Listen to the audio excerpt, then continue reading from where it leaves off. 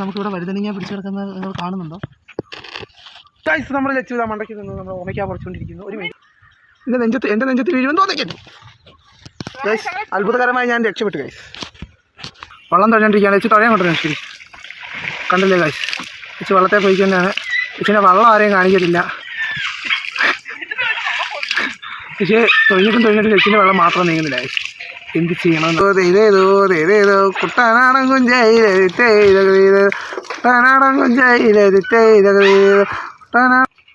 അമ്മ അവിടെ ഓമയ്ക്കൊക്കെ ഉത കൊടുത്തോണ്ടിരിക്കുന്നുണ്ട്. അങ്ങനെ ലച്ചു വേണ്ട വെള്ളം തൊഴിഞ്ഞ് തോടിൻ്റെ അക്കരെ എത്താറായി. തൊഴിഞ്ഞു വരുന്നു. അടുത്ത് ഇതേ കൂടെ ഒക്കെ കയറി അപ്പുറത്തോട്ട് ഇറങ്ങുമായിരുന്നു. പക്ഷേ ഇപ്പോൾ കയറി കഴിഞ്ഞാൽ ഒടിഞ്ഞു പോകും. കാരണം അത് പൊടിഞ്ഞ് കിടക്കുകയാണ്. ഇങ്ങോട്ട് നോക്കുന്നുണ്ട്. റോസി,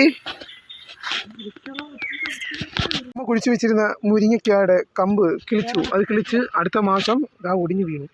ഇത്ര ഒടിഞ്ഞിട്ടുണ്ട്. പിന്നെ ഈ കമ്പിന് കുഴപ്പമൊന്നുമില്ല. ഈ കമ്പ് ഒടിഞ്ഞിട്ടുണ്ട്. നമ്മുടെ വെച്ച് വേണ്ട മേലെ കയറി ആദ്യമായിട്ട് പണിയെടുക്കുകയാണേ. ആയിട്ട് നമ്മുടെ കൃഷിയെല്ലാം നശിച്ചു.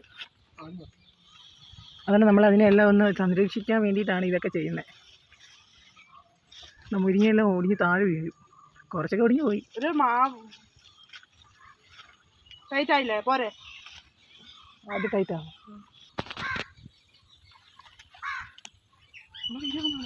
നമ്മുടെ വഴുതനങ്ങയാണ് നിങ്ങൾ കണ്ടുകൊണ്ടിരിക്കുന്നത്. ഇടയ്ക്ക് തക്കാളിയും കളിച്ച് നിൽപ്പുണ്ട്. പക്ഷേ ഒന്നും പിടിച്ചിട്ടില്ല. വഴുതനങ്ങയുടെ പൂവൊക്കെ ഇതിലുണ്ട്. എന്താ വഴുതനങ്ങ? നമുക്കിവിടെ വഴുതനങ്ങ പിടിച്ചു കിടക്കുന്നത് നിങ്ങൾ കാണുന്നുണ്ടോ? രണ്ട് വഴുതനങ്ങ.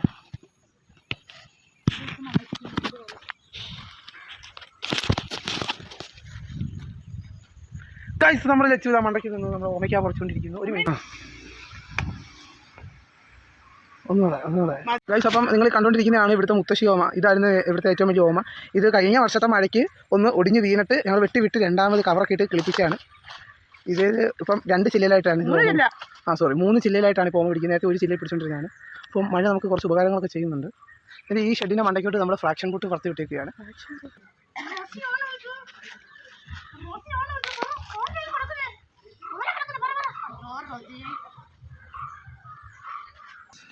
നമ്മുടെ റോസി ഇവിടെ കറിയിൽ കുളിച്ച് കിടക്കുന്ന ദൃശ്യങ്ങളാണ് നിങ്ങൾ കണ്ടുകൊണ്ടിരിക്കുന്നത്. കയ്യിൽ വലിയ കറിയാണ്. എൻ്റെ കയ്യിൽ 2 കയ്യിലും കടിയുണ്ട്.